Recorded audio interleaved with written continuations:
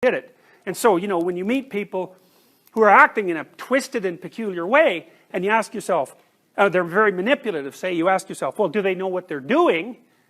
The answer to that could be, well, no. But another answer could be, yeah, but they knew once. They knew when they made the decision to start acting like that, but after they did it 100 times or so, and made it into an automatic routine, well, then they forgot its origin, and now it runs autonomously. And so now they don't know, but they did know.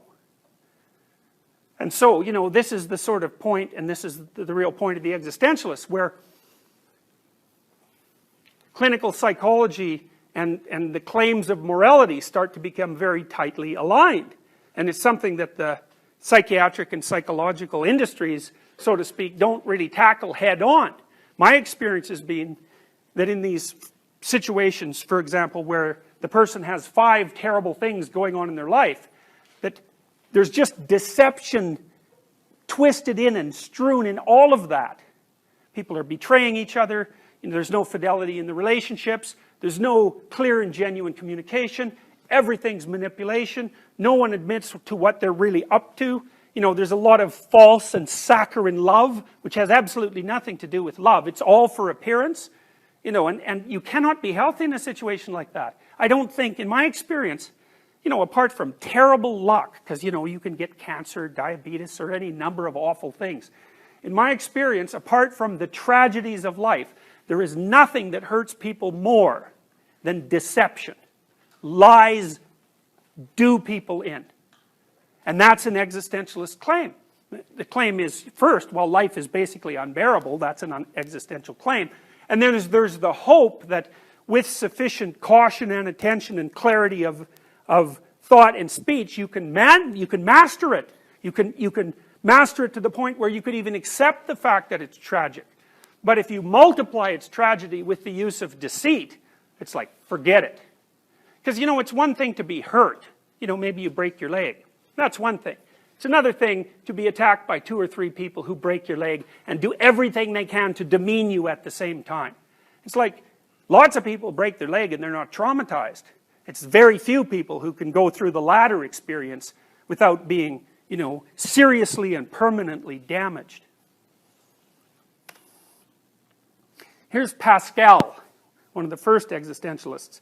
When I consider the brief span of my life swallowed up in the eternity before and behind it, the small space that I fill, or even see, engulfed in the infinite immensity of spaces which I know not, and which know not me, I am afraid, and I wonder to see myself here rather than there. For there's no reason why I should be here rather than there, or now rather than then. Now, another thing the existentialists do that's very they're romantics. They're not Enlightenment rationalists. And part of the reason they're romantics is because they actually don't believe that life is rational. And Pascal's comment on what the existentialists often call thrownness is a description of the fundamental irrationality of life. It's like, okay, here you are. Well, why you? Why here? Why now? Why the way you look? Why with your family? Why your gender? Well, there's no answer to any of those questions. It's just how it is. It's blind and random chance, maybe. There's this, but even if it's not that, there's something arbitrary about it. And there's something that's arbitrary and not self-evidently just or fair. You know, because maybe you could have been born, you know, there are people around the world who make their living in garbage heaps, right? So there's whole families and whole societies that live out in the garbage dumps, and all they do is pick out, you know, the metal and glass that will enable them to sort of glean out a living. It's like, well, why the hell aren't you born there instead of, you know, sitting right here? So there's an irrational element to that, right? You can't justify it, you can't explain it, and you don't really even know what to do about it, right? I mean, do you owe an existential debt to the people who were born much worse off than you? Or is it just okay that it's that way? Well, it's a problem. That, by the way, is the problem the existentialists called thrownness, which is you're arbitrarily here in that form, and there's no explanation for it. And it's something that's outside of human concepts of, say, justice and equity and fairness and even sensibility. And then Pascal also points to the fact that, well, we're rather localized things, you know.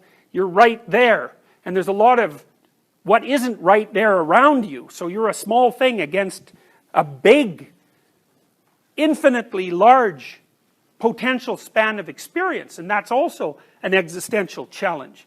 It's the challenge of the finite against the infinite, and that's also an existential problem, which is that it isn't your problem, or it is. It's more a problem. It's just a problem that springs out of being human.